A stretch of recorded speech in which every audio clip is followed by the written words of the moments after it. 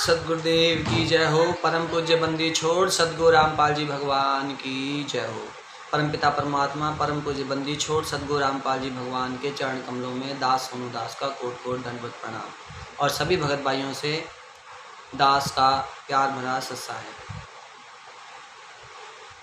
भगत भाइयों, परम पिता परमात्मा बंदी छोड़ सदगुरु रामपाल जी भगवान ने हमें जो ज्ञान दिया है 27 वर्ष तक, हमें परमात्मा के उस ज्ञान को आधार बनाना ही होगा। परमात्मा के ज्ञान को आधार बनाए बिना हम भगवान जो चाहते हैं हमसे वो वैसे हम कभी नहीं बन सकते। दास को परमात्मा ने प्रेरणा भी की है और दास का जो खुद का अनुभव और विचार है, परमात्मा चाहे वो भगत समिति के हों, चाहे वो साध संगति हो या वो भगत हों जो अभी ना इधर ना उधर 50-50 हैं, सभी भगत भाइयों से दास एक परमात्मा का सत्संग शेयर करना चाहता है, शिव और संबंध की घटना वाला। परमात्मा ने एक सुनाई है कथा सेव संबंध और नेकी की, कि परमात्मा उस समय सेव संबंध के घर पर पहुँचे थे नेकी के, जब उस समय उनके घर पर खाने के लिए 3 संतों को खिलाने के लिए भोजन भी नहीं था। उस सत्संग को सुनाने का परमात्मा का उद्देश्य क्या था, उसका परमात्मा जो वो कहना क्या चाहते हैं, यदि हम ध्यान से देखेंगे, ध्यान से सुनेंगे तो हमें सब कुछ समझ में आ जाएगा। बिल्कुल शीशे की तरह बात वो सामने आ जाएगी कि परमात्मा हमें क्या कहना चाहते थे। भगत भाइयों, परमात्मा उनके घर पर उस समय चल कर आए थे कि जब उनके पास खाने के लिए एक वक्त का खाना भी नहीं था। तो सेव सम्मन जी ने और नेकी ने क्या किया कि हम चोरी करके लाते हैं। परमात्मा यदि भूखे हमारे घर से लौट गए तो ये गांव पूरी तरह नष्ट हो जाएगा। और उसके लिए चोरी करने की बात कही, तो जब सेव ने मना किया कि आप गुरुदेव तो चोरी के लिए मना करते हैं, तो उन्होंने कहा था, बेटा अगर चोरी हम कोई अपने लिए नहीं कर रहे, यदि संत को भूखा भेज दिया गया तो पूरे गांव का नाश हो जाएगा यहाँ पर, क्योंकि ये सब लोग आज हमें इन्होंने आटा नहीं दिया और ये जानबूझकर ही ऐसा कोई समय है कि जो इनके ऊपर बहुत भारी पड़ेगा। पुण्यात्माओं, चोरी करने की उन्होंने ठानी। तो उस समय गुरुजी ने एक बीच में और बात सुनाई है, वो जो नेकी ने सेव को सुनाई थी, वो सत्संग बीच में इस घटना के बीच में उसे ऐड करने का परमात्मा का क्या उद्देश्य था। परमात्मा जब नेकी ने सेव को समझाया कि एक स्त्री के यहाँ पर जो वो मांगने के पूरे गांव में, इस गांव में कोई मांगने के लिए, किसी गांव में कोई साधु संत मांगने के लिए गए थे भंडारा, तो पूरे गांव वालों ने उनको अन्न नहीं दिया था। तो वापस लौटते समय एक स्त्री थी, शायद वो विधवा थी, और उसने ये कहा था कि मैं छोटी जात की हूँ, विधवा हूँ, लेकिन यदि वो कह रहा था कि हमें पूरे गांव से भोजन नहीं मिला, दो दिन लगातार जाते रहे, तो उसने स्त्री ने कहा था कि अगर आपको ऐतराज़ ना हो तो आप ये अन्न ले जा सकते हैं। तो उसने वो अन्न लेके जाने से पहले ये कहा था, वो संत ने संदेश भेज दिया था कि उस बेटी से कहो जिसने हमें ये अन्न दान किया है कि आज रात को ही गांव छोड़ दो और कहीं दूर चले जाओ, और आज रात को ये गांव पूरी तरह से नष्ट हो जाएगा,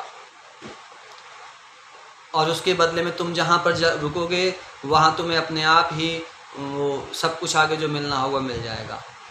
तो वो कहानी परमात्मा ने क्यों सुनाई। उसके बाद फिर परमात्मा को भंडारा करवाने के लिए उन्होंने चोरी के लिए अपने लड़के को मनाया, और चोरी करते समय वो पकड़े गए, चोरी सब करते समय पकड़े गए, भले ही आटा बाहर फेंक दिया। तो सेव सम्मन, जब सेव अंदर रह गया और सम्मन जी बाहर आ गए, और उन्होंने क्या कहा कि यदि सुबह को पता चल गया कि हमारे गुरुजी की इंसल्ट होगी, बेइज्जती करेंगे ये लोग, और यदि हमारे गुरुजी की बेइज्जती कर दी तो हमारा तो सब कुछ, हम तो किसी लायक ही नहीं रहे। पहली बात तो संत भूखा ना रहे, यदि खाने का परमात्मा स्वयं परीक्षा लेने के लिए गए थे, उनके पास घर में बनाने के लिए खाना नहीं था, उसके लिए परमात्मा को खाली भूखे पेट वापस न लौटाएं, उन्होंने उसके लिए चोरी करने की ठानी और अपने सदगुरुदेव की इज्जत के लिए, आन के लिए, कहीं उनकी ये संसार निरादरी ना करे, उनकी बेइज्जती ना करे, हमारी वजह से, हम नीचों की वजह से गुरु जी की इंसल्ट ना हो। उन्होंने अपने पुत्र को, सम्मन ने अपने सेयू ने अपनी गर्दन कटाने के लिए कहा, और उन्होंने दोनों ने, सेयू और नेकी ने मिल करके ये प्लान बनाया कि उसकी गर्दन को काट दो, और इससे वो सेठ जो है वो डर जाएगा और हमारे गुरुजी के ऊपर वो दोष नहीं लगेगा, हमारे गुरुजी की बेइज्जती नहीं होगी। परमात्मा को भंडारा करवाने के लिए, भोजन करवाने के लिए, परमात्मा किसी के भोजन के भूखे नहीं हैं, भाव के भूखे हैं, और उन्होंने उस लड़के की हत्या कर दी। बाकी सभी को पता है, लेकिन दास यहाँ पर सिर्फ कुछ मेन बातों को आप जी के सामने रखना चाह रहा है कि जिस भगवान को भंडारा करवाने के लिए चोरी की और भगवान की इंसल्ट ना हो उसके लिए अपनी गर्दन भी कटा दी। यदि भगवान को आश्रम में ही होता भगवान, तो फिर वो किसी भी कारण से उनको आश्रम में बुला लेते कि तुम्हारे गुरुजी भूखे हैं 3-4 दिन से, वहाँ भंडारा लेके पहुँचो। लेकिन संत उनके घर पर गए, और उस समय गए जब उनके घर पर खाना भी नहीं था, तो उन्होंने इतनी बड़ी कुर्बानी की। लेकिन आज उस घटना से परमात्मा हमें क्या शिक्षा देना चाह रहे थे? आज तो हमारे घरों में परमात्मा ने लगभग इतना, तो हमारी सेव संबंध जैसी कंडीशन तो दास को नहीं लगता किसी की होगी वर्तमान में, कि उनके घर पे एक वक्त का राशन भी नहीं होगा। ना ही उनको चोरी करने की ज़रूरत, ना ही उनको परमात्मा को भंडारा करवाने के लिए किसी चीज़ की ज़रूरत। और परमात्मा कहते हैं, मोको कहाँ ढूंढे रे बंदे, मैं तो तेरे पास में। और आज हम घरों पर गुरुदेव को भोग नहीं लगा रहे। क्यों नहीं लगा रहे? एक तरफ तो गुरुजी ये कहानी सुना रहे हैं, बच्चों मैं तुम्हारे पास हूँ, मैं घर पे हूँ। अब अगर हम ये सोचें कि ये जेल धाम से गुरुदेव जी का आदेश आया है, बिल्कुल मान लेते हैं कि सदगुरु रामपाल जी भगवान का ही आदेश आया है कि घर पर भंडारा आपने भोग नहीं लगाना, तो हमारा क्या कर्तव्य बनता है? मान लीजिए परमात्मा परीक्षा ही ले रहे हैं, चाहे स्वयं लें चाहे किसी से परीक्षा लें, उनकी मर्जी है, चाहे किसी के वो माध्यम बना के लें चाहे स्वयं परीक्षा ले लें। अगर आज हमारे घर में हमारे माता पिता हों और वो इस बात को बोलें कि मेरे लिए भंडारा मत बनाना, मेरे लिए खाना मत बनाना, बाहर से किसी के थ्रू भेज दे, चाहे वो स्वयं कह दे, तो बच्चे भंडारा बनाना बंद कर देंगे, भोजन कराना माता पिता को बंद कर देंगे, क्योंकि उन्होंने ही आदेश दिया है। या विचार करेंगे कि हमारे पिताजी ने, हमारे माताजी ने क्यों बंद किया, और उनका क्या कर्तव्य बनता है। वो समझ जाएंगे कि हमसे कोई या तो भूल हुई है, या हम भंडारा करवाने के लायक नहीं रहे हैं। तो वो अवश्य अपने माता पिता को, वो जब देखेंगे कि भंडारा नहीं करवा रहे हैं, तो वो अपने पिताजी से पूछेंगे, हे पिताजी, हे माताश्री, जब आपकी वजह से हमारा जीवन है, आपने हमें पैदा किया, आप सब कुछ आप हो, ये सब आपका ही तो है, हम भी तो आपके ही हैं, हमसे क्या भूल हो गई, आपने भंडारे को क्यों मना किया? तो वो सुकून से नहीं बैठ सकता। यदि पिताजी या माताजी बाहर हैं कहीं कि उनसे कह दो हमारे लिए भंडारा ना बनाए, तो समझ लेना चाहिए कि या तो हम उनका इज्जत नहीं कर रहे, हम उनको इज्जत के साथ भंडारा नहीं करवा ले, या तो इसलिए मना करेंगे, या वो भंडारा उनके खाने के लिए है ही नहीं, किसी गलत तरीके से कमाया गया धन है जिसका हम भंडारा करवा रहे हैं और वो नहीं करना चाहते। पुण्यात्मा, ठीक इसी प्रकार जब हमारे परमात्मा ने कह दिया कि मैं धार्मिक यज्ञों में, अनुष्ठानों में सदा उपस्थित रहता हूँ, और वो नित्य नेम की वाणी में वो देवी रखा है, मोको कहाँ ढूंढे रे बंदे, मैं तो तेरे पास में। जिस अन्न को हम परमात्मा, या तो हम घर पर भोग ही न लगवाएं, तो अगर घर पर परमात्मा नहीं है, मान लीजिए तो आश्रम में ही है परमात्मा, तो फिर घर पे फिर दंडवत करने का, आरती करने का, या कहाँ दंडवत करते हैं हम? अंतर्यामी परमात्मा, शब्द स्वरूपी राम, वो हमेशा हमारे पास, हमारे साथ रहते हैं। शब्द स्वरूप में परमात्मा हर एक नाम दीक्षित भगत के साथ साथ रहते हैं, और जहाँ उसको मुसीबत पड़ती है, यदि मर्यादा खंड नहीं हो, तो वहाँ रूप धारण करके रक्षा कर देते हैं, हमेशा साथ रहते हैं, अंतर्यामी हैं। तो फिर यदि गुरुदेव ने ही आदेश दिया है कि आपने घर पर भोग नहीं लगाना है, तो दास का क्या कर्तव्य है? दास अपने बारे में अपने विचार बताना चाहता है कि यदि गुरुजी का ये, और गुरुजी स्वयं आकर के प्रत्यक्ष प्रकट होकर भी कह दें, दास उनको दंडवत कर लेगा, दंडवत करके सतनाम का जाप कर लेगा कि कहीं ये परमात्मा के रूप में काल भगवान तो नहीं आ गए। और जब वो जब उनके रूप में कोई परिवर्तन नहीं होगा, मेरे बंदी छोड़ सदगुरु रामपाल जी भगवान होंगे, तो ये तो कहेंगे बेटा आज से मेरे घर पे भंडारा नहीं बनाएंगे आप। तो पहले तो मैं उसके लिए क्षमा मांगूंगा, रोऊंगा, परमात्मा ऐसा कैसे हो गया मेरे मालिक, ऐसी कौन सी भूल हो गई मेरे से कि जो आपने दास को इस तरह का ये आदेश दे रहे हो। बाकी परमात्मा लेकिन आपकी यदि आज्ञा नहीं मानेंगे तो परमात्मा, वो तो मन में सोचना है, कहना भी नहीं है, क्योंकि दास ये जानता है कि एक बार काकभुसुंड वाली आत्मा जब उनके भगवान शंकर की भक्ति तक सीमित थे उनके गुरुजी, और जब वो बैठ कर के भक्तों को प्रवचन कर रहे थे या परमात्मा का ही ज्ञान बता रहे थे, तो वो गुरुजी निकले थे, तो सिर्फ उनके मन में दोष आया था काकभुसुंड के वाली आत्मा के। उसने गुरुजी का खड़े होकर स्वागत नहीं किया या उनको नमस्ते नहीं की, और उसके बदले में भगवान शंकर ने तुरंत आकाशवाणी कर दी, भविष्यवाणी ऊपर से आकाशवाणी कर दी कि तू 1 लाख वर्षों तक नरक में डाल दिया जाएगा। गुरु की आज्ञा की अवहेलना भगवान शंकर जी की लेवल तक। और ये तो पूर्ण ब्रह्म है, सर्वसृष्टि रचनहार हैं, सबस्वरूपी राम हैं, अकाल मूर्त हैं। यदि उन्होंने आके दास से ये कह दिया कि तुम भंडारा नहीं बनाओगे, घर में मुझे भोग नहीं लगवाओगे, आश्रम में ही लगेगा, दास के जो आज्ञा गुरुदेव, क्योंकि गुरुदेव की आज्ञा का तो पालन करना ही पड़ेगा। लेकिन फिर दास यदि गुरुदेव के लिए को यदि भोग नहीं लगवा सकता, क्योंकि परमात्मा भाव का भूखा है, तो फिर जिसने सब कुछ दिया, जिसने भक्ति दी, जिसने पिंड दान किया, जो हमारा भगवान है, यदि उसको ही यदि हम लोग भोग नहीं लगा सकते, तो तुरंत समझ लीजिए कि या तो हमारी कमाई में कमी है, गुरुदेव ने इसलिए मना किया है, या हमारी भावना नहीं बन रही है, हमें कोई कमी है, हम उस सत्य पुरुष को भोग लगवाने के लायक नहीं रहे, या फिर वो हमारी परीक्षा लेना चाहता है कि इनको अकल कितनी है। चाहे वो स्वयं ले, चाहे वो पीले पर्चे के माध्यम से ले, चाहे वो स्वयं आकर के ले, चाहे वो ऑडियो बना के ले, चाहे वीडियो बना के ले, चाहे सच्ची ऑडियो के माध्यम से ले, चाहे नकली ऑडियो के माध्यम से ले, वो अगले की मौज है मालिक की, जैसे भी परीक्षा ले वो परीक्षा लेगा। तो उस समय फिर दास तो यही करेगा कि उसके बाद फिर वो परमात्मा को भोग लगाए बिना, तो अब दास की तो ये स्थिति है कि कहीं पर भी पूरे किसी से किसी रिश्तेदारी में, किसी बहन भाई के यहाँ कहीं पर भी दास एक पानी का गिलास भी पीना चाहता है तो वो बाहर को आता है, क्योंकि परमात्मा को जो हम भंडारे का भोग लगवाते हैं वही खाते हैं। इसके अलावा बाजार की कोई वस्तु, बिल्कुल सब कुछ खाना बंद कर दिया। जो परमात्मा को अपने घर पर ला करके भोग लगाया, परमात्मा के उस बचे हुए भोजन को ही हम लोग करते हैं। और फिर उसके बाद दास के तो गले के नीचे वो रोटी का टुकड़ा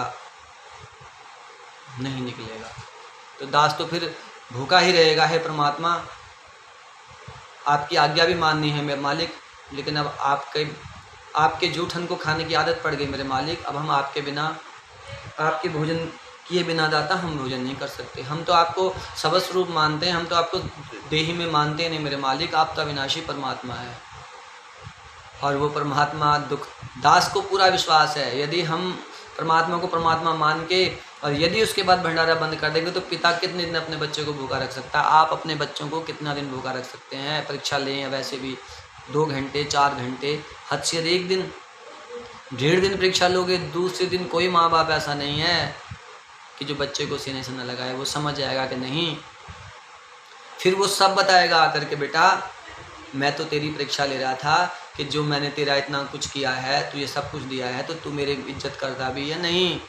ठीक है, या तो परमात्मा कहेंगे कि मैं सिर्फ तुम्हारी परीक्षा ले रहा था बच्चों, तुम परीक्षा में पास या फेल हुए हो, या मैं इसलिए मैंने भंडारा मना किया था कि तुम मुझे भगवान नहीं मान रहे, तुम वो ईमानदारी की कमाई नहीं कर रहे, तुम अभी तुम में हेरा फेरी है, लालच है, काम क्रोध लोभ मोह अहंकार है, और मैं सत्य पुरुष हूँ, अभी मैं तुम्हारे यहाँ का भोग को स्वीकार नहीं करूँगा। तो परमात्मा को हलवे राम का भोग, परमात्मा जब सेव सम्मन के घर में राष्ट्रप्रमन के घर पर गए थे, आश्रम में नहीं थी वो घटना, घर पर गए थे, और उस समय गए थे जब खाना भी नहीं था। उन्होंने चोरी की और गुरु जी की इज्जत बचाने के लिए अपनी गर्दन तक कटा ली। और आज हम परमात्मा को भोग नहीं लगाते, तो इसका मतलब है तो भगवान को घर पर यदि परमात्मा है, जब परमात्मा कहते हैं मिनी सतलोक है, परमात्मा आपके घर पर है, आपसे पहले आपके घर पर परमात्मा पहुंच जाता है। तो जब परमात्मा घर पे है, यदि हमारा माता पिता घर पर है, भाई बंधु बड़ा घर पर है, तभी हम उनको दंडवत कर रहे हैं, तभी हम उनके आगे आरती कर रहे हैं। यदि वो घर पर नहीं है तो फिर तो कोई बात नहीं। यदि उन्हें घर पर नहीं मानते हैं तो भोग मत लगाइए। सिर्फ आश्रम में ही है भगवान फिर तो।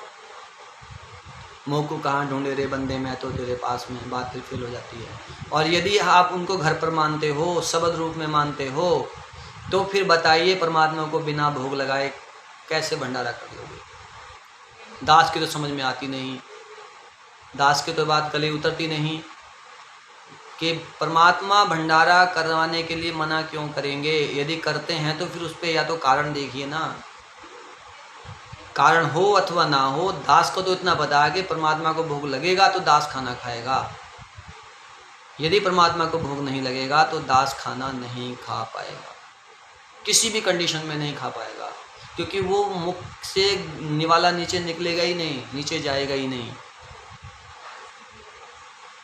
आप लोगों को विचार करना है, ये ज्ञान परमात्मा ने बताइए। एक वो जो जब दुर्वासा श्राप देने पहुंच गए थे पांडवों को, तो जब कबीर परमात्मा श्री कृष्ण जी के रूप में गए थे तो एक साग का पत्ता उसमें लगा मिला था।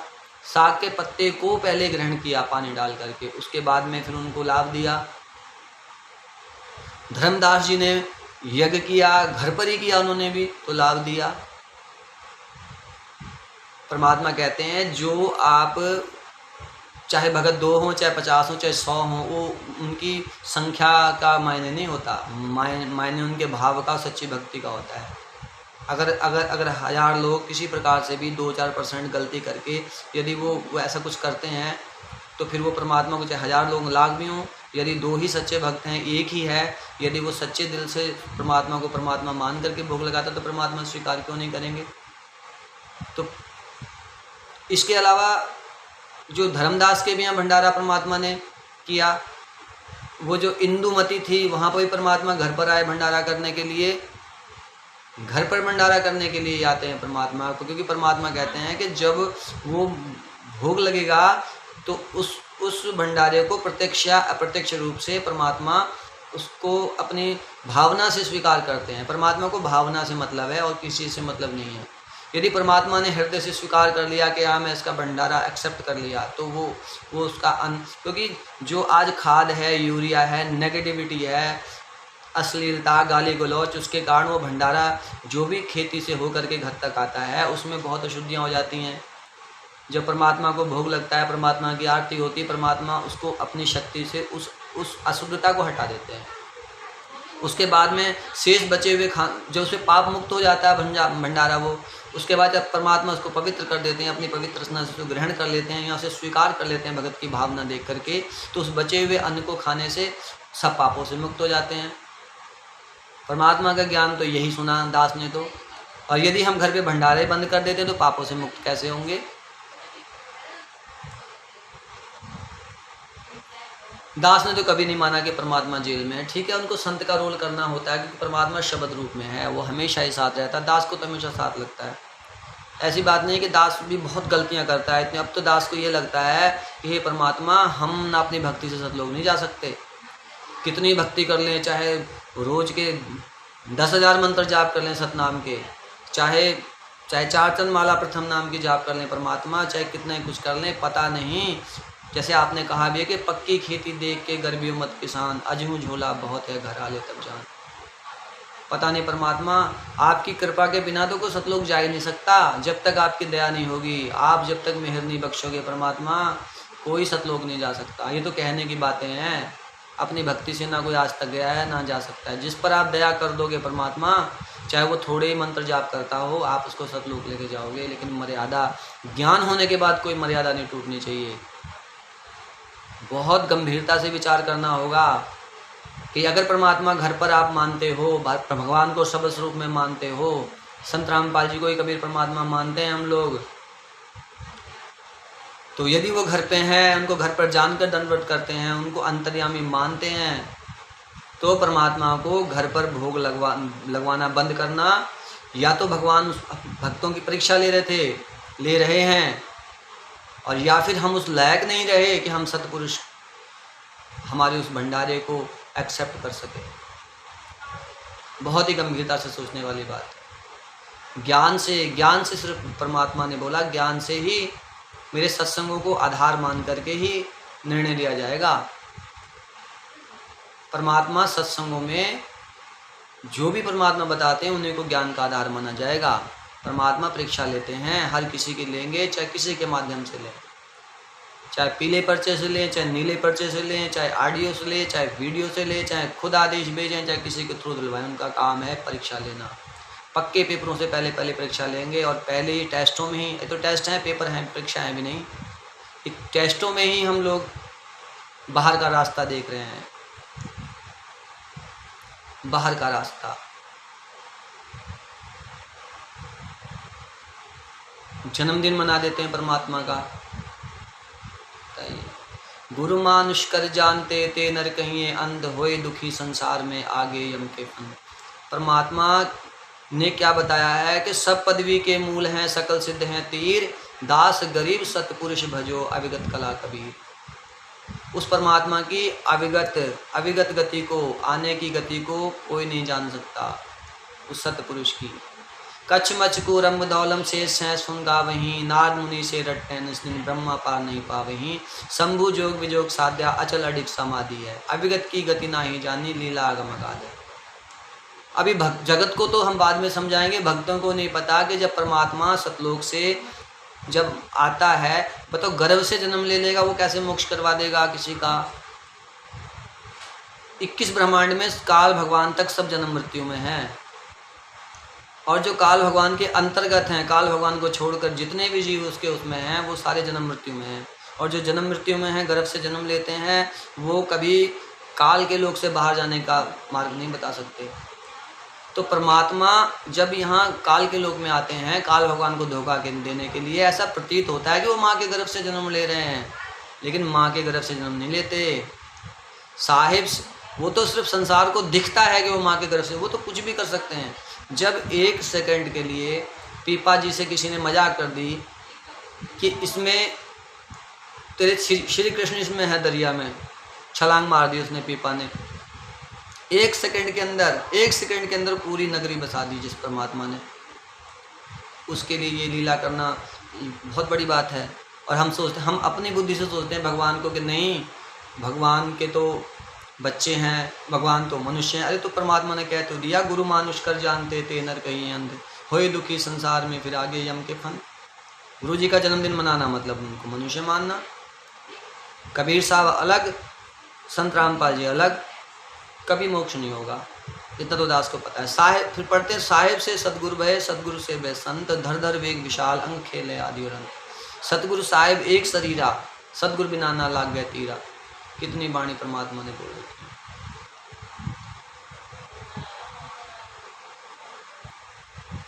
और क्या कहते हैं परमात्मा, रोज पढ़ते हैं, अविगत आदि जुगादि जोगी, अविगत आदि जुगादि जोगी, सत्पुरुष लौलीन है, गगन मंडल गलतान गए भी, जात अजात बेदीन है। सुख सागर रत्नागर निर्भय, निज मुख बाणी गावहीं, जिन हाकर अजोक निर्मल, दृष्ट मुष्ट नहीं आवहीं। और हम सोचते हैं कि परमात्मा, अरे जब वो पृथ्वी पर परमात्मा आता है तो वो लीला अवश्य ऐसी होती है देखने में कि वो मनुष्य है, लेकिन वो अविनाशी परमात्मा है। तेज पुंज की लोए, ऐसा सदगुरु हम मिले, ऐसे कुछ बाणी है, तेज पुंज की लोए, तन मन अर्पण शीश तुम होनी होए सु होए। वो तेज पुंज की लोए सदगुरु। तो संत रामपाल जी पूर्ण ब्रह्म है, अकाल मूर्त हैं, सबस्वरूपी राम हैं, वो 1951 पर धरती पर प्रकट हैं। उनको बताओ कौन, तो आम जगत के लोग कहने लगे हैं कि जो काल का भेद खोलेगा वो माँ के गर्भ से आ ही नहीं सकता।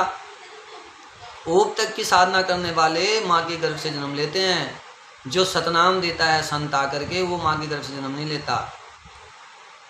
वो भगवान ही सतनाम दे सकता है, भगवान ही सार नाम दे सकता है, अपनी बताई सृष्टि की जानकारी भगवान ही दे सकता है, परमात्मा ही अपनी जानकारी दे सकता है, दूसरा कोई नहीं दे सकता। अब जैसे एक स्कूल में हम कहते हैं जो गुरुदेव कर रहे हैं, गुरु जी ने कह दिया कि तुम्हें तो सिर्फ, अब वो जो दामोदर सेठ थे, वो सारी भगवानों की फ़ोटो हटा करके गुरु जी की फ़ोटो रखी थी। वो भी तो करुणामय जी की रख सकते थे, बता सकते थे कबीर साहब बेटा ये करुणामय जी हैं और ये सत सुकृत जी की फ़ोटो रखो, ये मुनिंदर जी की रखो। वो भी तो उस समय तो आके जा ही चुके थे वो। उन्होंने सिर्फ अपनी ही मूर्ति क्यों रखवाई? जैसे स्कूल में कोई प्रिंसिपल है, टीचर है, उसके पास कोई डीएम आ जाता है, कोई एसडीएम आ जाता है, कोई आ जाता है, यदि उसके साथ वो हाथ मिलाता है तो कि क्या वो जो स्कूल में पढ़ रहे बच्चे भी हाथ मिलाएंगे? यदि वो किसी से कोई कुछ लेन देन करता है तो बच्चे भी करेंगे। यदि वो उसके उस आय अधिकारी के साथ कोई डील करता है तो बच्चे भी करेंगे। यदि वो उनके साथ चाय बिस्कुट खाता है एसडीएम डीएम के साथ, वो प्रिंसिपल या टीचर, तो बच्चे भी खाएंगे? नहीं। बच्चे कहते गुरु की करने की तरफ नहीं देखना, गुरु की कहने की तरफ चलना है। गुरु जी ने जब कह दिया कि दास के रूप में त्रिकुटी पर तुम्हें भगवान मिलेंगे, तो दास के रूप में मिलेंगे। संत रामपाल जी की मूर्ति के अलावा, उनकी फ़ोटो के अलावा घर में दूसरी फ़ोटो का मतलब क्या बचा? वो तो किसी की रखें, वो तो 600 वर्ष पहले वाले कबीर साहब को भगवान बताएंगे। क्यों बताएंगे? क्योंकि हम तो उनको भगवान मान ही नहीं रहे। जब तक बेचारे को भगवान नहीं मानेंगे, वो तो किसी ना किसी को रख के भगवान बना के वो तो बनाई गई। वो तो गरीबदास जी के वो तो भगवान है, वो तो कोई भी लीला करेंगे, वो तो सभी की इज्जत करेंगे। उनको पूरा संसार समाज देखना है, हमें सिर्फ भगवान देखना था, हमें गुरुजी देखने थे। गुरुजी ने तो सारा संसार देखना था। अब उन्होंने गरीबदास जी को भी रिस्पेक्ट देनी है, भले वो खुद ही हैं। उन्होंने 600 वर्ष पहले वाले कबीर साहब को भी रिस्पेक्ट देनी है। उन्होंने सत सुकृत जी को भी उन्होंने देनी है, इज्जत देनी है। उन्होंने तो सभी की इज्जत करनी है, क्योंकि उनका रोल वैसा है। उन्हें तो जो भी रोल मिलेगा वो सब करेंगे।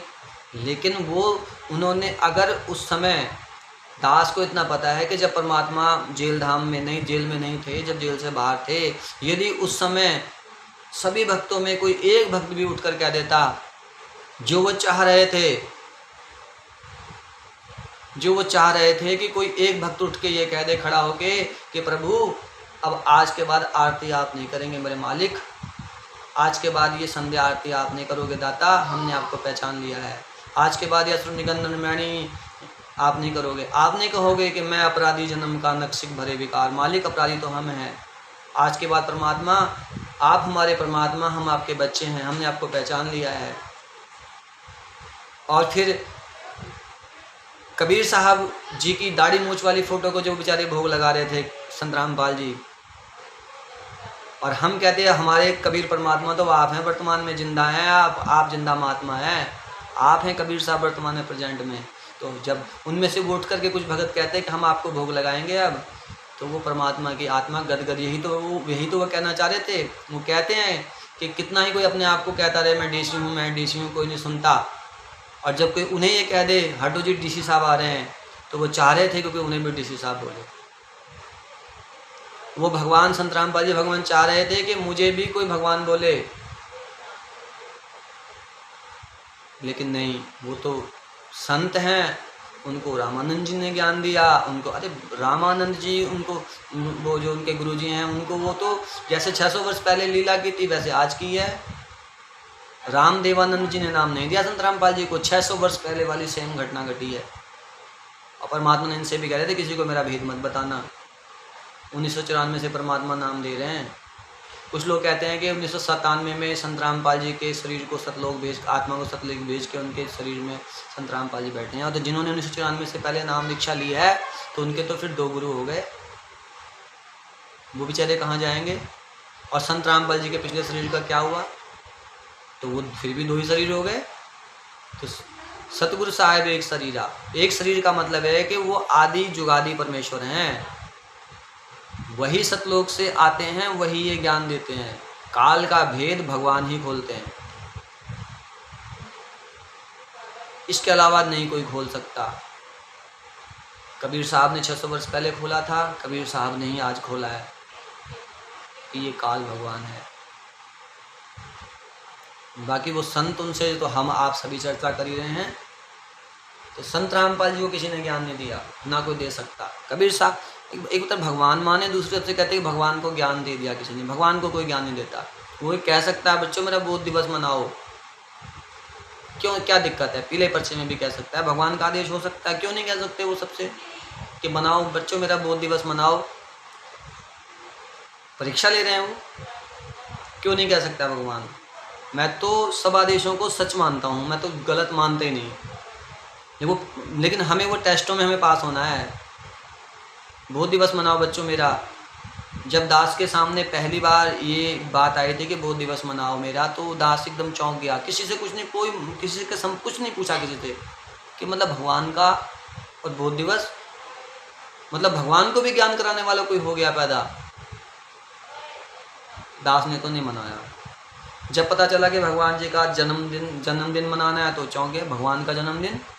अबे भगवान तो जब वो उसका जन्मदिन मना लेता, हमें सतलोक कौन ले जाएगा, हमें अमर कौन करवाएगा? काल के 21 ब्रह्मांड में है किसी की औकात जो सतनाम के बारे में जानकारी दे दे?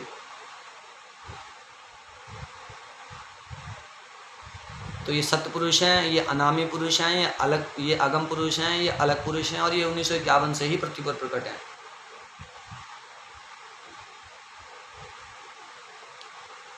बहुत गंभीरता से विचार करना होगा। इस समय तो हम सबकी ये परमात्मा परीक्षा क्यों नहीं लेंगे? बिल्कुल लेंगे, परमात्मा परीक्षा सबकी लेंगे। दास को जब भोजन परमात्मा घर पे भोग लगवाने का पहले लगवाते थे, सभी लगवाते थे। जब बंद करने का आदेश आया, चाहे वो गुरुजी का आदेश हो, मैं तो दास तो कह ही नहीं रहा कि गुरुजी का आदेश नहीं है, लेकिन हमें जो 27 साल से, अब तो चलो परमात्मा सत्संग रहे, अब सत्संग तो हम भी पैरेलल परमात्मा के सुन रहे हैं। परमात्मा ने मोबाइलों की सुविधा दी तो रखी है, तो दास को परमात्मा नहीं लगा कि दास को ये मनाना चाहिए। बोध दिवस नहीं मनाया दास ने। दास को नहीं लगा कि गुरुजी का जन्मदिन होना चाहिए, नहीं मनाया, क्योंकि वो तो अविनाशी हैं, अविनाशी का जन्मदिन होता ही नहीं मनाया दास ने। दास के तो लोग वोट दास डालते नहीं है। एक बार दास वो देख रहा था, जब इलेक्शन जो वोट पड़ती हैं, वोट के बारे में जो बताया जाता है कि किसको, कांग्रेस को कितनी सीटें, बीजेपी को कितनी सीटें, जब मैं देख रहा था वो रिजल्ट जो आता है, तो परमात्मा ने अंदर से प्रेरणा करी, भी मूर्ख, ना काहू से दोस्ती ना काहू से बैर। अगर तू देखेगा तो कोई लालच होगा तेरा, तू कांग्रेस बीजेपी चिक्की के चक्कर में किसी की तो सपोर्ट करेगा, देखने में भी किसी की सपोर्ट करेगी तो भक्ति का नाश हो जाएगा। दास ने वहीं पर वो टीवी बंद कर दिया था। गुरुजी ने कई बार बताया है कि राजनीति ये इंद्र का राज कागदी विष्ठा, कि जो ये मंत्री की तुम्हें क्या दे सकते हैं, ये तो गधे बनते हैं खुद। जब ये सब ज्ञान दे दिया तो फिर वोट तो डालने का मतलब ही नहीं बनता। परमात्मा ने अपने सत्संग में बताया था कि जो वोट देगा, और मान लो वो उससे चुन करके कोई आता है, और यदि वो पाप करता है, कोई शराब पीता है या मांस खाता है या कोई ऐसा भयंकर काम करवाता है, कुछ कत्लेआम मचवाता है, तो फिर उसका उस एक वोट जिसने डाला है उसको उसका दंड मिलेगा। तो दास को तो नहीं लगता कि परमात्मा जो अनंत कोट ब्रह्मांड का स्वामी है वो परीक्षा के लिए कह सकते हैं परमात्मा, कोई दिक्कत नहीं है। परीक्षा ले रहे हैं वो समिति के माध्यम से लें, चाहे कैसे भी लें, बिल्कुल लेंगे परीक्षा। वो अकल भी देखेंगे जिन्होंने ज्ञान दिया है। तो वो भी तो देख रहे हैं कि गुंबज फोड़ने वाले इसमें कितने हैं, कितने वो गुंबज फोड़ने वाले हैं और कितने सच्चाई जानने वाले हैं। खाली जगत के लिए नहीं है कि गुंबज फोड़ने वाले, भक्तों के लिए भी है। भगत भी गुंबज फोड़ने वाले बहुत है। इस समय एक और कंडीशन हो रही है कि हमें क्या लेना, गुरुजी का आदेश मानना है। वो चबूतरे वाली कहानी बहुत बताते हैं। चबूतरे से भक्ति नाश थोड़ी हो रही थी। जैसे एक स्कूल में टीचर ने अपने बच्चों को पढ़ाया, बेटा 2 दूनी 4 होते हैं, भारत की राजधानी दिल्ली है, एक फॉर एग्जाम्पल, और उनको साल भर पढ़ाते रहे। बाद बच्चों जिसको पूछना हो पूछ लो, जिसको पूछना है पूछ लो, पूरे साल भर पढ़ाते रहे, रिवीजन करवाते रहे, पुस्तकों में दिखाते रहे, ये देखो 2 दूनी 4 और ये देखो भारत की राजधानी दिल्ली। और फिर ये भी कह रहे हैं बेटा मेरे पीछे कोई तुम्हें और कुछ पढ़ाए तो उनकी मत मानना कि 2 दूनी 4 ही होते हैं, भारत की राजधानी दिल्ली है। पूरे प्रमाण दिखा दिए, रटा दिया पूरी तरह से। और वो गुरुदेव ने हो सकता सोचा हो कि भाई मैं पक्के पेपरों से पहले, इम्तिहान से पहले, जब ये कहीं बाहर फील्ड में जाएं, कहीं ये स्कूल की मेरी बेइज्जती ना करवा दें, तो उनकी परीक्षा के लिए किसी को भेज भी सकते हैं, उनकी मर्जी है। वो टीचर किसी को भेज सकता है। और वो ये भी पहले बता चुके हों कि यदि कोई और भी आए, मेरा नाम लेके बोले कि 2 दूनी 4 नहीं 2 दूनी 5 होते हैं, भारत की राजधानी कलकत्ता है, तो बच्चों तुम उसकी नहीं मानना। जो तुम्हें पढ़ा दिया ये फाइनल समझना, और तोते की तरह हटा दिया ऐसे ही लिखना, नहीं तो बेटा ज़िंदगी बर्बाद हो जाएगी तुम्हारी। फिर वो इतना सब रटाने के बाद वो टीचर किसी दूसरे टीचर को भेज के या किसी को भी भेज के या कोई नकली स्वयं भी आ सकता है, वो परीक्षा दिलवा सकते हैं, ले सकते हैं, नकली के माध्यम से भी ले सकते हैं कि बच्चों गुरुजी ने मुझे भेजा है, उन्होंने ये कहा है कि 2 दूनी 4 नहीं होते, 2 दूनी 5 होते हैं और भारत की राजधानी अब कलकत्ता है। तो उस समय बच्चों का क्या फ़र्ज़ बनता है? दास को बताने की ज़रूरत नहीं। फिर भी जो मान लें उनकी मर्ज़ी है, लेकिन जो नहीं मानेंगे वो और जो मानेंगे उनमें अंतर आपको खुद ही पता है। या वो खुद भी गुरुदेव आके कह सकते हैं कि बच्चों वो आज तक मैंने तुम्हें जो पढ़ाया था परीक्षा से पहले 2 दूनी 4 नहीं 2 दूनी 5 लिखना, भारत की राजधानी दिल्ली नहीं बल्कि कलकत्ता लिखना।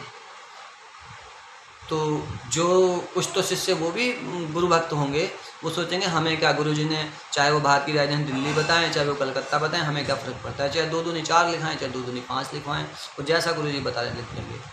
लेकिन कुछ शिष्य सोचेंगे गुरुदेव से खड़े होकर वो हिम्मत करके दंडवत करके उनसे कहें गुरुदेव आपने तो पहले हमें ऐसा पढ़ाया था और गुरुदेव हो सकता है हमारी समझ में ना आ रही हो बात, लेकिन आप हम पे कृपा करें मालिक, ये 2 दूनी 4 आपने पुस्तकों में दिखाया, आपने पूरे वर्ष पढ़ाया परमात्मा गुरुदेव, और आपने भारत की राजधानी दिल्ली बचाई थी, आज अचानक इतना परिवर्तन क्यों हो गया परमात्मा? हम तो हमारी बुद्धि नहीं है, लेकिन मालिक आप दया करो, बख्शिश करो। तो वो क्या गुरुदेव उनसे नाराज़ होगा?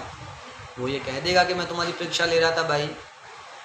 और जो वो कहते हैं हमें क्या, चाहे 2 दूनी 4 जैसा गुरुजी बोलेंगे लिखेंगे, चाहे 2 दूनी 4 तो 2 दूनी 4, 2 दूनी 5 तो 2 दूनी 5, और अगर लिखवाएंगे भारत की राजधानी दिल्ली तो दिल्ली लिख देंगे, कलकत्ता के तो कलकत्ता लिख देंगे।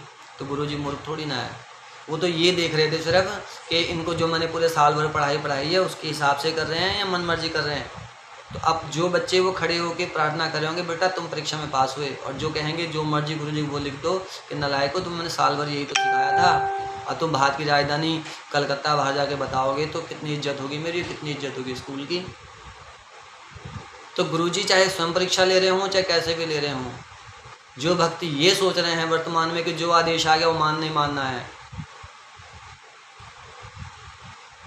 तो फिर वो सत्संगतों से मैच तो करा लो। अगर मैच होता तो मानना चाहिए, क्या गुरुजी की आज्ञा का अवहेलना कर लेना है? बताइए। दास के संपर्क में जो भगत जी हैं, इन्हीं बातों को जब अपने उनसे भगत जी के सामने रखा तो भगत जी कहते हैं तुम नाम क्या जाप करते हो भाई, तुम क्या नाम जाप करते हो, तुम्हें कौन सा मंत्र देता है? वो उनका नाम लिया पवन भगत जी का, तुम्हें पवन कौन सा नाम देता है और तुम क्या मंत्र जाप करते हो? यानी कि खुद की बुद्धि तो इतनी ऊपर मान रहे हैं, खुद को तो ऐसे लगते हैं भगवान हमारी जेब में है, और दूसरे की बुद्धि देखो कहाँ स्लिप कर दी कि तुम कौन सा मंत्र जाप करते हो। उस भगत भाई को जो मेरे रिलेटिव ही हैं, उस भगत भाई को क्या है सामने वाले की, क्या है उसकी भक्ति की औकात कि तू कौन सा नाम जाप करता है? क्या दास को इतना भी नहीं पता कि 27 साल से परमात्मा एक ही बात बोल रहे हैं कि इस दास के अतिरिक्त पूरी पृथ्वी पर 21 ब्रह्मांड में इस नाम को देने का कोई अधिकारी नहीं है? कितनी बार कहा परमात्मा ने, और दास तो खुद कह रहा है कि सतनाम भगवान के अलावा कोई दे नहीं सकता, और वो कह रहे हैं कि इसके अलावा कोई भी इस नाम को देगा वो अधिकारी नहीं है, और हर सत्संग में कहते हैं। और फिर भी उनकी सोच देखो कि तू कौन सा नाम जाप करता, तो ये नाम कौन से दिए हैं, यानी कि नाम भी मतलब इतनी भी अकल नहीं समझ रहे हैं वो सामने वाले भगत में कि वो भी उसी गुरु के सत्संग सुन रहा है। ठीक है, मतभेद हो सकते हैं, परमात्मा के ज्ञान आधार पर अलग अलग विचार भी हो जाते हैं, कोई किसी प्रकार समझता है कोई किसी प्रकार समझता है, लेकिन खुद को तो बहुत उच्च लेवल का भगत समझ लेना और सामने वालों को इतना नीचे गिरा देना। परमात्मा ने ब्रह्मा विष्णु महेश को भी फेल करने वाले, उनको भी आध्यात्मिक ज्ञान में रिजेक्ट करने वाले, यदि आध्यात्मिक ज्ञान की चर्चा हो तो संत रामपाल के शिष्य उनको आध्यात्म में ज्ञान चर्चा में हरा देंगे, और वो कह रहे हैं तुम नाम कौन सा जाप करते हो। भगवान के सत्संगों को पहचानना, उनको समझना इतना भी आसान नहीं है। हम सामने वाले को भगत ही नहीं है समझ लेते हैं कि तो भगत ही नहीं है। अरे गुरु जी का बोध दिवस कैसे, जब भगवान का बोध दिवस कौन मनाता है? वो किसी का मनाए, वो सारे संसार का सारे का मनाते रहे, हम कैसे मना सकते हैं? हम उन्हें कह रहे गुरु भगवान होता है, गुरु भगवान होता कोई और को, और गुरु कुछ हो ही नहीं सकता, सिर्फ भगवान ही होता है। मोक्ष कराने वाला भगवान ही हो सकता है, काल के बंधन से छुड़ाने वाला भगवान ही हो सकता है। भगवान के दूत वही सतलोक से गति करके आता है, या तो वो कमल के फूल पे आता है, या वो सहशरीर आता है, संत महात्मा का रूप बनाता है, या फिर वो संसार को दिखाने अविगत लीला करता है। उसकी गति को नहीं जान सकता कोई जब तक वो न बताए। तो दो तो हो ही नहीं सकते।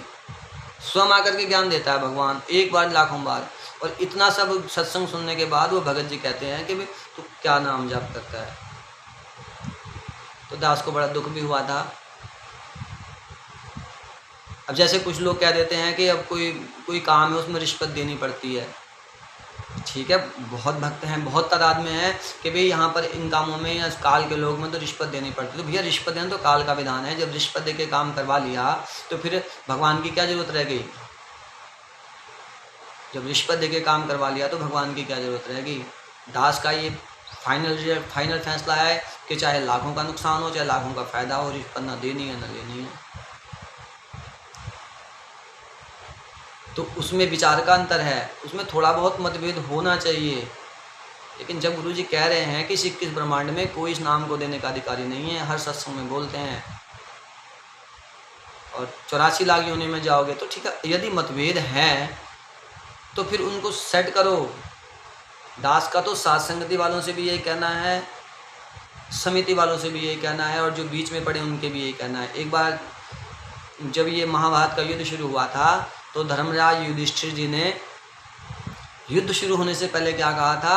दोनों ओर की सेनाओं को चेतावनी दी थी कि जो हमारी सेना में है, यदि उन्हें लगता है कि वो कौरवों की तरफ चले जाएं तो वो जा सकते हैं, उनको कोई कुछ नहीं कहेगा। और जो कौरवों की सेना में है वो हमारी सेना में आ सकते हैं अभी, और जो घर वापस जाना चाहते हैं छोड़ के वो घर वापस भी जा सकते हैं। लेकिन युद्ध शुरू होने के बाद फिर किसी को कोई रिवायत नहीं दी जाएगी। तो ये परीक्षा का टाइम चल रहा है, बहुत बड़ी परीक्षा का समय चल रहा है। इसमें परमात्मा यही देखना चाह रहे हैं कि कौन कहाँ टिक रहा है, कौन तो घर पे बैठ के भक्ति कर रहा है, कौन साथ संगति में मुझे भगवान मान के भक्ति कर रहा है, कौन मुझे एक संत मान करके भक्ति कर रहा है। और वो सिर्फ इसी चीज़ को देख रहे हैं। और जब उनको पता चल जाएगा कि कोई इधर से उधर नहीं हो रहा है, तो फिर तो युद्ध तो वो नहीं है, ये महाविनाश तो हो नहीं है। उसे परमात्मा ही टाल दे, परमात्मा को तो जेल में डाल दिया। अब लोग कहते हैं कि अब अगर कोई अपने पिता को जेल में डाल दे और फिर बाद में मदद करेगी, पिताजी लाभ करो, तो वो जेल में बंद पिता अपने उसकी कैसे मदद कर देगा? गलती करी है तो माफ़ी मांग के जेल से बाहर लाए तो मदद करेंगे।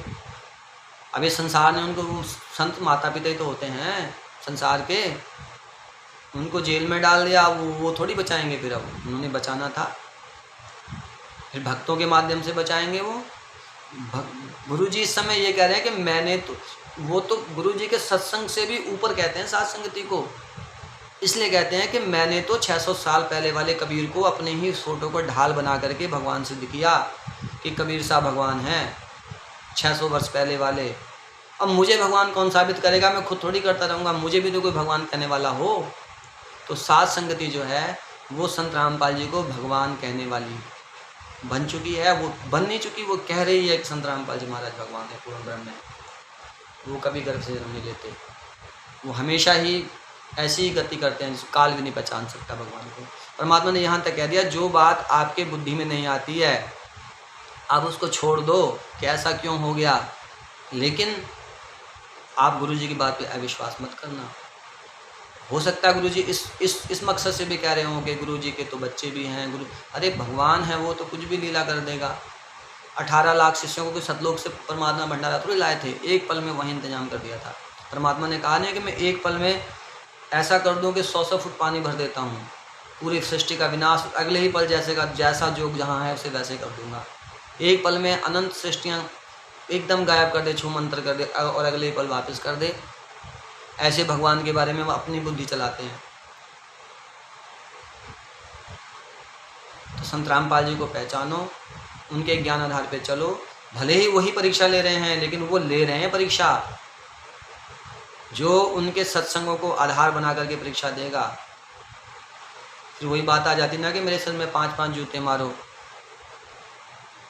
उनमें से एक ने आगे बढ़ करके, क्योंकि गुरु जी की आज्ञा का पालन तो करना ही पड़ेगा, नहीं कि तो 84 लाख योनियाँ तैयार हैं, नर्क भोगना ही पड़ेगा। तो गुरु जी के दिल को जीतना होता है, परीक्षा लेते हैं परीक्षा में। और फिर ये भी कोई भूल ना कर दे, कोई भगत, जितने भी भगत हैं, चाहे समिति के हैं, चाहे घर बैठ के भक्ति कर रहे हैं, चाहे वो साथ समिति वाले हैं, कोई ये ना सोच ले कि वो परीक्षा दे लेगा अपनी मर्जी से इंटेलिजेंट बन के। नहीं, परीक्षा देने वाला भी वही भगवान है, परीक्षा लेने वाला भी वही है।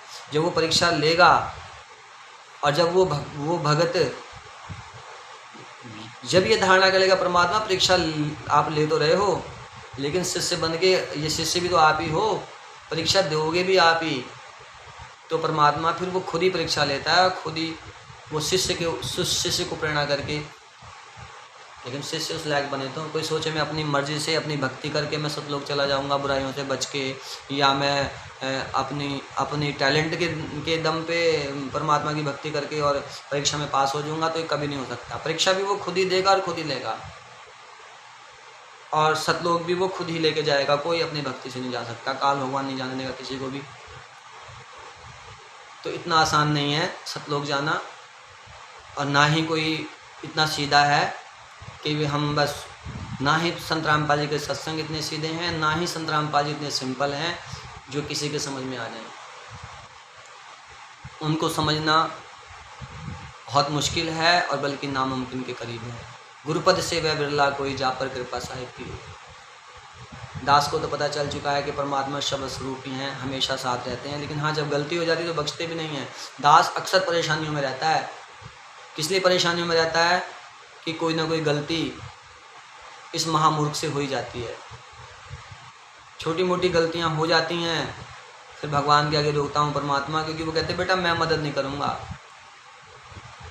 से वो नरसी सेठ जो वो उनकी जो हुंडी जो लेके गए थे, वे एक सिर्फ थोड़े से आटे की वजह से वो परमात्मा कृपा नहीं कर रहे थे। और आज वही परमात्मा है, वो गुरु नानक देव जी वाली ही बात सच हो रही है। जब उन्होंने इतना ज्ञान दे दिया, गुरु नानक साहब जी जब वो अपने गरीब मजदूर के यहाँ प्याज और सूखी रोटी खा रहे थे और वो सेठ उधर बहुत देसी घी के भंडारे बना रहा था, तो जब गुरु नानक देव जी उठकर नहीं जा रहे थे तो पहले तो वो भंडारा लेकर थाल में ले करके आया, और फिर जब ज़बरदस्ती खाने की जिद करने लगी, ये खाइए भगवान, तो गुरु नानक देव जी ने अपने भगत से कहा था, भगत जी उठो, अपना ये प्याज और सूखी रोटी ले लो। और वहाँ जब उसका पंडाल लगा था वहाँ से एक पूड़ी उठाई और उस गरीब की सूखी की दोनों रोटियों को निचोड़ दिया, एक में खून की धारा और एक में दूध की धारा। 1 रुपया भी, ये भगवान सतपुरुष बहुत नियम का पक्का है। ये सबसे जब परमात्मा ने विधान बनाए हैं, सबसे पहले अपने आप को विधान में रखा है। सबसे पहले भगवान खुद उस विधान पे चलता है, उसके बाद में किसी को जो चलता है वो उसका होता है, जो नहीं चलता वो रह जाता है। बिल्कुल सीधी चारों तरफ समुद्र है और सीधी धार है, सीधी एक पतली सी रस्सी है, डोर है जिस पे चलना है। हल्की सी गलती और नीचे गिर जाएंगे हम लोग। तो बहुत ज़्यादा विचार करने वाली बात है। हल्की सी गलती, सावधानी हटी, दुर्घटना घटी। एक पल में सारी भक्ति रखी रखाई रह जाएगी यदि गुरु को नाराज कर दिया तो, यदि गुरु जी नाराज हो गए तो। दास भी जानता है, दास का उद्देश्य वीडियो बनाने का है कि आप ज्ञान को आधार रखिए, सच्चाई जानिए, भक्ति के आधार पर चलिए, क्योंकि भगवान सबके साथ एक ही जैसा व्यवहार है उसके लिए। वो किसी सेकंड पर्सन की बीच में ज़रूरत नहीं है। आत्मा और परमात्मा के बीच में जो गैप ही तो ख़त्म किया भगवान ने। आत्मा और परमात्मा के बीच में गैप ही तो ख़त्म किया भगवान ने कि गुरु, पहले वो मीडिएटर गुरु को बता रहे थे कि भगवान और आत्मा के बीच में गुरु बिचौला है। अब वो गुरु बिचौले का हमें पता, शुरू में तो चलो हम गुरु को बिचौले मान रहे थे। अब 2-3 साल के बाद जब पता चल गया कि गुरु बिचौला नहीं, गुरु ही भगवान है, तो भगवान और भक्त के बीच में तीसरा कोई नहीं है। जब भगवान और भक्त के बीच में तीसरा कोई है, फिर वो तो ऐसे मैसेज पे मैसेज करते हैं जैसे मोबाइल कंपनी आजकल करती हैं, अंतर्यामी परमात्मा। बस डर ये रहता है कि परमात्मा नाम खंडित ना हो जाए। अब पूरा संसार में कुछ कोई भी अपना नहीं दिखता, कुछ भी नहीं दिखता, अब सिर्फ भगवान दिखते हैं। जिन जिन लोगों ने वो जो मछली की आंख में, वो चिड़िया की आंख में तीर मारना था, जिन जिन कौरव पांडवों ने कहा था कि हमें पेड़ दिखाई दे रहे हैं, आसमान दिखाई दे रहा है, फलाना दिखाई दे रहा है, वो सब रिजेक्ट हो गए थे। और जिसे सिर्फ मछली, उसकी चिड़िया की आंख दिखाई दी थी अर्थात अर्जुन को, तो सिर्फ सतलोक और परमात्मा के अलावा कुछ दिखना नहीं चाहिए।